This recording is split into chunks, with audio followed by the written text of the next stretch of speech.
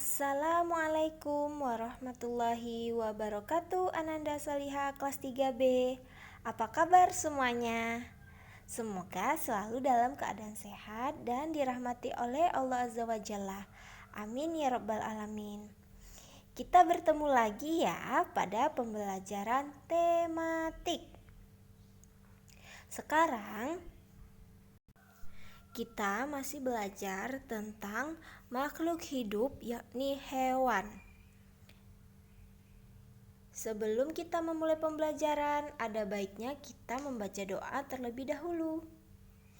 Allahumma inni as'aluka ilman nafi'an wa rizqan thayyiban wa amalan mutaqabbala.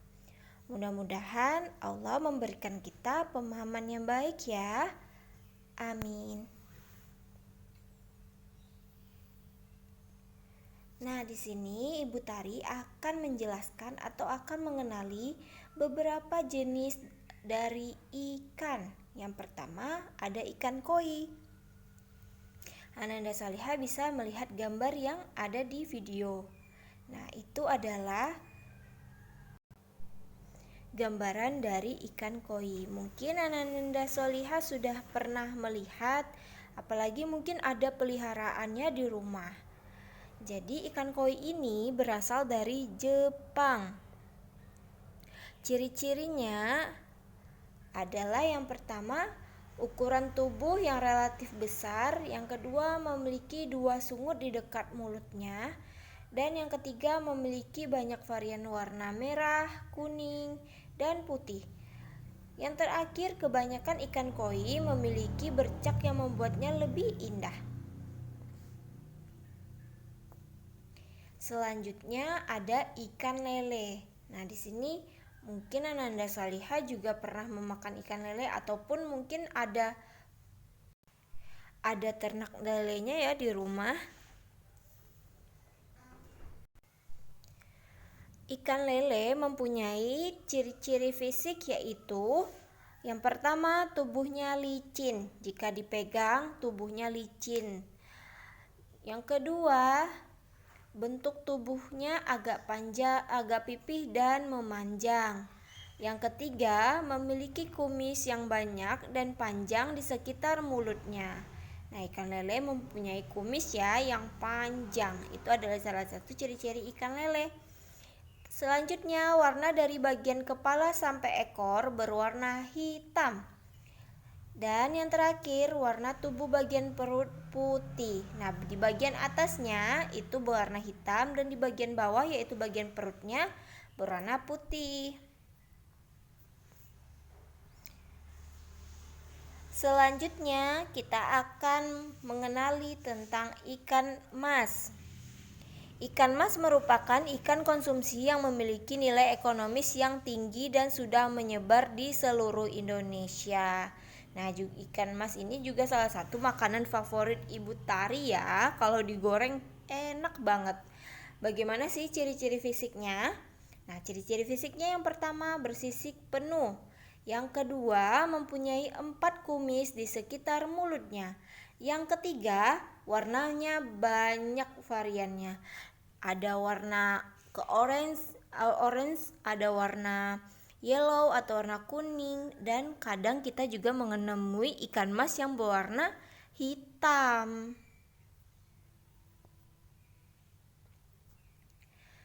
Nah, seluruh dari bagian-bagian tubuh pada ikan itu hampir sama ya. Sekarang kita coba untuk mengenali apa-apa saja bagian-bagian dari tubuh ikan.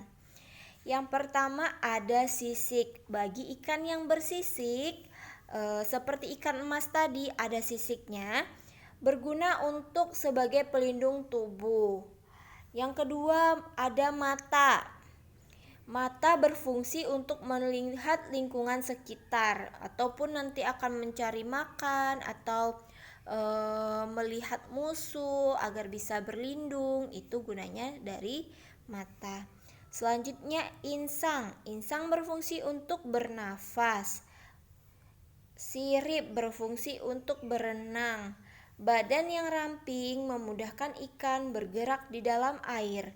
Dan yang terakhir, rata-rata ikan mempunyai ekor ya. Ekor berfungsi untuk membantu pergerakan di air. Nah, itu tadi adalah bagian-bagian tubuh dari ikan. Ananda Salihah harus tahu ya. Harus dapat mengingatnya apa-apa saja nanti bagian dari tubuh ikan.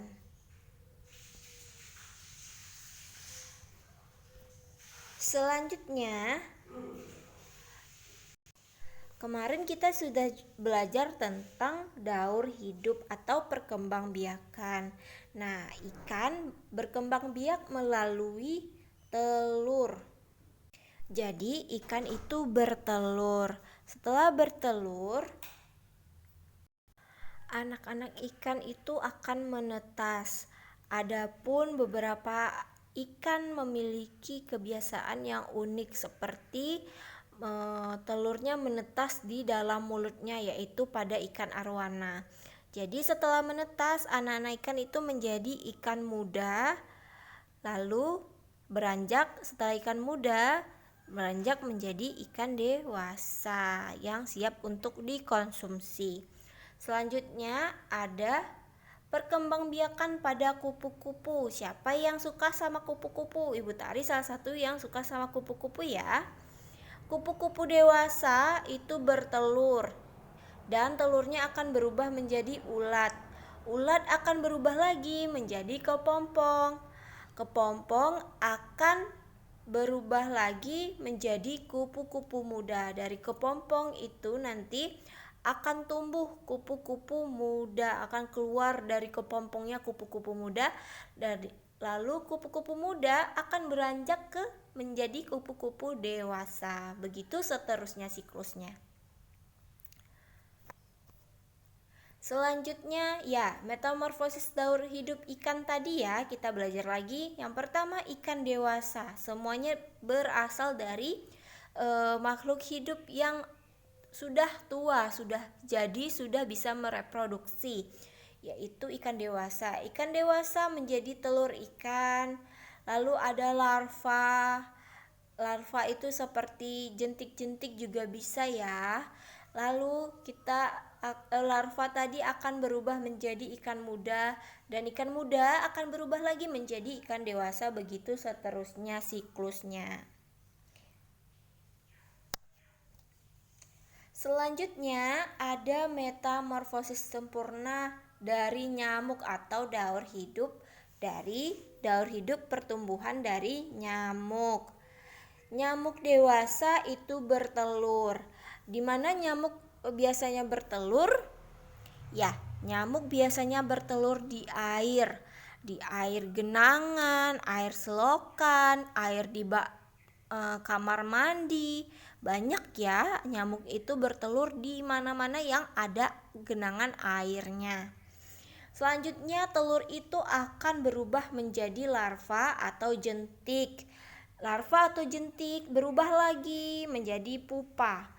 Pupa akan berubah menjadi nyamuk dewasa, nyamuk muda lalu menjadi nyamuk dewasa. Nah, di antara tiga pertumbuhan atau tiga perkembangbiakan atau tiga daur hidup dari hewan itu memiliki kesamaan perkembangbiakan, yaitu melalui bertelur. Nah, yang terakhir tentang nyamuk nih. Nyamuk ini hewannya kecil tapi lumayan berbahaya ya bagi kesehatan kita. Apalagi kalau nyamuk ini sudah terlalu banyak di dalam rumah, seperti juga jentik-jentiknya sudah banyak banget di dalam bak mandi Ananda Salihah, itu lumayan membahayakan.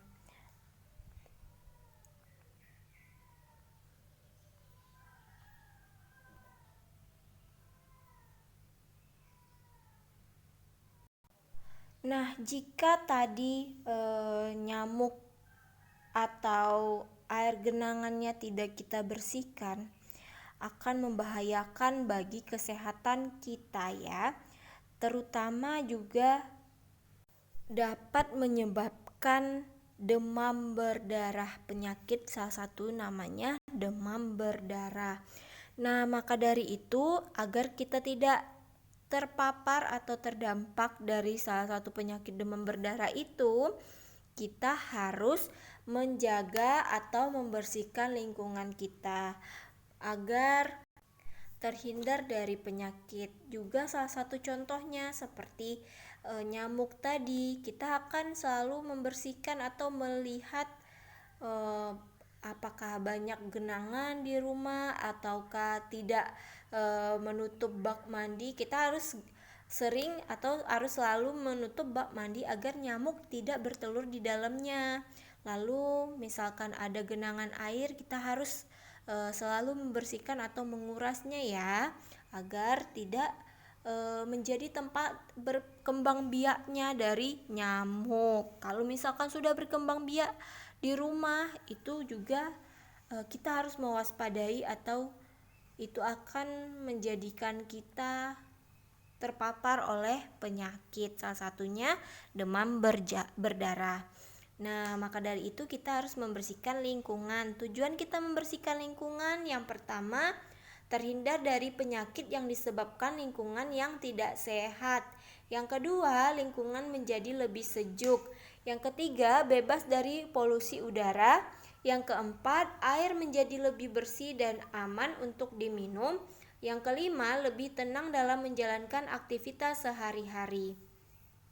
Nah, dari semua itu, semua hal yang kita lakukan untuk membersihkan lingkungan, Ananda Solihah akan lebih nyaman untuk belajar di rumah ataupun nantinya di sekolah. Kita akan lebih nyaman belajar di sekolah sehingga membuat Ananda Solihah menjadi lebih fokus. Nah, tugas Ananda Solihah pada pembelajaran hari ini adalah menuliskan 5 jenis ikan laut berserta ciri-cirinya. Hanya 5 saja ya. Sekian pembelajaran kita hari ini. Jangan lupa untuk mengumpulkan tugasnya. Bagi Ananda Solihah yang belum mengumpulkan tugas pada pembelajaran sebelumnya, juga diharapkan untuk mengumpulkan tugasnya. Jadi Ibu Tari tunggu di WhatsApp ya Ananda Solihah, seperti biasa mengumpulkan tugasnya melalui Wapri ke Bu Tari. Semoga Allah memudahkan segala urusannya ya. Amin ya robbal alamin. Nah, hari ini sudah sampai di sini dulu pembelajaran kita. Kita baca alhamdulillahirabbil alamin karena sudah diberi kelancaran. Dan juga kita tutup dengan doa kafaratul majelis. Subhanakallahumma wa bihamdik asyhadu alla illa anta astaghfiruka wa atubu ilaik. Assalamualaikum warahmatullahi wabarakatuh. Ananda Solihah, sampai jumpa di pembelajaran selanjutnya ya.